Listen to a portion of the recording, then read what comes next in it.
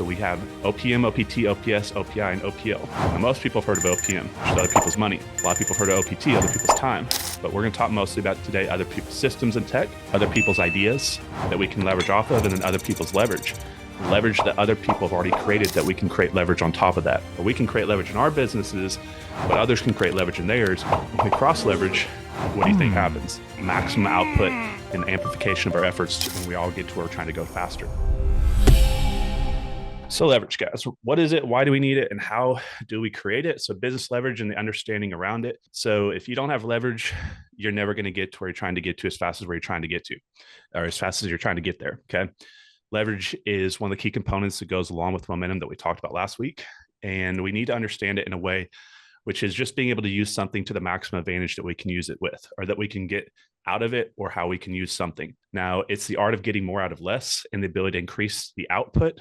So we're having more come on the outside, on the backside of what we're trying to put energy or effort into, with less energy on the front side. So less energy in, more output out. Okay. So every area of our life and business, guys, we can look at and we can increase the leverage, we can increase the momentum, but it takes focus. It takes identifying it and making a decision and acting off of it. So the big reason why you don't gain more momentum and more leverage in different areas of your life is you're not slowing down to identify where you don't have it, how you can increase it and how you can build it, and then creating goals around it and actually executing on it. So we all know we need to pick up in certain areas, but we kind of touch on this in our mind throughout the week. We kind of go throughout our day and our life and our month and to go, oh, well, I need to work on my fitness, or I need to work on this. So they're passing thoughts. We need to make them intentful thoughts, goals on paper, and have a strategy around what we're going to try to improve and build leverage with. So the three primary areas of our life, guys, it's going to be our health, our wealth, and our relationships. These are going to be the three areas that if you can focus on continuously and consistently creating leverage throughout your career, you're going to show up to where you want in the future way more likely than you would if you're not focusing on these areas. Okay. The expenses that we focus on in business that we can leverage, we've talked about this numerous times, guys. Time, money, and emotion. These are the three things that we go bouncing back and forth between. So we either have a lot of time or no time, or we're trying to increase our time. We either have a lot of money or no money. And then we either have a very positive emotional pattern or we have a negative emotion pattern, or bouncing between the two. We need to figure out how to levelize and control our emotions. Okay. And so all three of these impact our net income, and our net income impacts how we grow our net worth, and our net worth impacts everything in the future for ourselves and our family.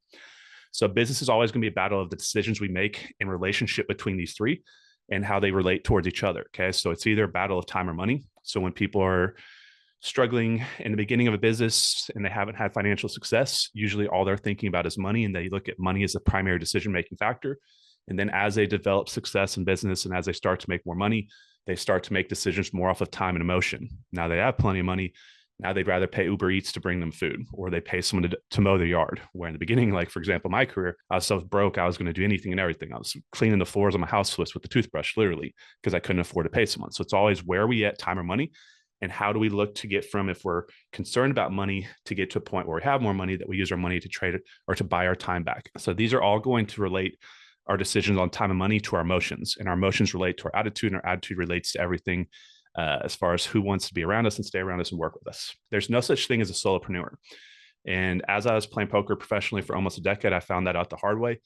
You cannot stay on full throttle or run on red line by yourself and hit all your goals and try to do this all on your own, guys. You're going to run out of time. You're going to have illnesses. You're going to have life liabilities, children, grandchildren, health issues with your family, taking care of your older parents. All sorts of different things are going to pull away your time. Okay, so we have to learn how to leverage ourselves outside of ourselves, because what happens if you can't get out of bed? What happens if you're super sick for 2 weeks? How does your business keep operating, right? So we have OPM, OPT, OPS, OPI, and OPL. Now, most people have heard of OPM, which is other people's money. A lot of people have heard of OPT, other people's time, but we're going to talk mostly about today other people's systems and tech, other people's ideas that we can leverage off of, and then other people's leverage that other people have already created that we can create leverage on top of that. Okay. So we can also create leverage, or we can create leverage in our businesses, but others can create leverage in theirs. And we cross leverage it. When we cross leverage, what do you think happens? Maximum output and amplification of our efforts. And we all get to where we're trying to go faster. So let's take a look at the health side first. We always want to separate health into two different categories: the mind and the body, and how they relate to each other. They both relate and impact each other. Okay. So the first thing is let's look at the mind first. Increased knowledge from wisdom. So what is knowledge from wisdom? This is other people's experiences. This is what you guys are taking in right now. I've had experiences in my life that I'm passing on to you guys. This is one of the two-step process of education. First is gaining knowledge and wisdom from other people's experiences that came before us. This gives us the the mindset to take a risk, emboldens us to go out there and try some of the things that we've seen other people do, which leads us to that second line right there is the second level of education, which is really the most important, which is increase our knowledge from experience. So we go out there, we try something 10 times out of 10, we fail 10 times out of 10, and we learn something from it. Then we have more leverage to go into the activity next time because we're not having the same thoughts about it, making the same mistakes. And this time we do it 10 out of 10 times, we may have a success 2 out of 10 times, right? So we're learning from this field and actually implementation. So wisdom is from others. Street justice or knowledge from personal experience is the second part. They both go hand in hand. Now, the next thing to create leverage is to feed ourselves and feed our mind and feed our body the right nutrients and supplements. You can have the same education, you can read the same books, you can listen to the same podcasts, same webinars, learn from the same mentors. But if your brain and your cognitive abilities are not functioning right because your diet and the nutrients and supplements that you fed your brain can't, operate at its peak efficiency, you guys are going slower. You guys are not making the best decisions. You're going to be tired. You're going to always feel like you're behind. And so just the way that you supplement yourself as far as what goes in your body and what feeds your mind can directly relate to the efficiency of decisions that you're going to make. Hand in hand with that goes your sleeping patterns. Let's say, you're always tired versus you're always feeling full of energy. How do you think each conversation is going to go? How is every appointment going to go? So if you have better energy on more calls or better energy on more presentations that you're doing with potential clients or potential agents, how do you think that's going to translate? More leverage, more momentum, right? You're going to have a higher return because you're going to close more. Hydration, if you guys are not hydrating properly, you're going to feel bad all the time. Now, visualization. This is something that most people don't focus on. Now, we try to talk on this a few times a year and do visualization trainings, guys. Everything is created in the mind first. You cannot go build a business. You cannot go create a product or a service or do anything as far as like create a painting. It has to be seen in the mind first. So everything you guys are creating, you have to see it, how it's going to play out. So what you guys should start focusing on is creating visual goals, vision walls, vision boards, something that you can see what you're visually working for in the future. And I'd set these on a long-term forecast, meaning years in the future. So the biggest and best goals are going to be the ones that are the longest term. Reading, what you feed your mind as far as what you put into it, not just as far as the nutrients and supplements, but actually the words and the knowledge and the wisdom. What if you increase your skill set as far as acquiring a new language, right? Does that build more leverage in your business? Let's say you're competing in a market that has, for example, where I'm at, Texas, we have a lot of bilingual agents down here. Do you have more leverage in your business if you have another skill set, meaning you can speak 2 languages? Increases your momentum of your business, right? Mentors, the right mentors, brain exercises. What a lot of you guys should focus on is memory exercises, communication exercises. Focus on, all sorts of different books out there on how to remember people's names, how to, remember people's conversations that you had with them so that you can recall them later. So one of the things that creates leverage for you guys is in the future, when you run into people that you hadn't in the past, if you can remember them, the conversations that you had, and also introduce yourself and them by name, it's a very big skill set that as you meet a lot of people in business will help you. Skill set stacking. What skill sets are you guys currently lacking on right now? I'd take it some time to say, what are my strengths as far as my main skill sets? Am I good with marketing? Am I good with raising money? Am I good with, communication, getting the deal done when I'm in front of someone? And where am I struggling? Am I good at getting the phone to ring, meaning I'm great at marketing, but I can't convert, meaning once I get people on a conversation with me, I can't get the listing or I can't get the agent to convert. Where are you focused on your business as far as what's lacking? And then what you're good on. Cardio, obviously that's going to increase your energy levels. Muscular training, it's not just for the ability to feel good and have strength and energy through the day, but your physical appearance, right? One of the things you guys are going to realize is when you go into a new environment, meet people for the first time, they're going to look at your physical appearance first before you've ever spoken. And this is not talking about, aesthetic beauty, but it's just talking about discipline.